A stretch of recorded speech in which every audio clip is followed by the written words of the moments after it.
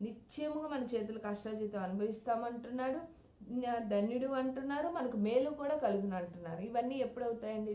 మనం దేవుణ్ణి మనసారా మనం ముందు పెట్టుకొని ఏదన్నా పనులన్నీ ఏమన్నా చేస్తున్నప్పుడు కూడా అన్ని విషయాల్లో కూడా చాలా విషయాలు మన కుటుంబంలో కూడా పెద్దవారు చెప్పినట్టు వింటాం కదండి.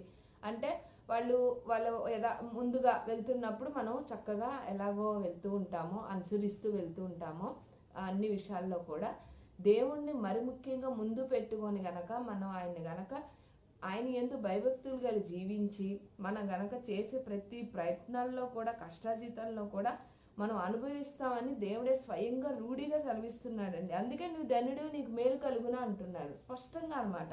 మనం చేసే ప్రతి ప్రయత్నం ఏదైనప్పటికీ కూడా ఆ వ్యాపార నిమిత్తం ఏదైనా సరే, ఉద్యోగపరమ ప్రతి పని నిమిత్తంలో మనం కష్టాజీతాన్ని నిత్యంగా అనుభవిస్తామంటున్నాడు.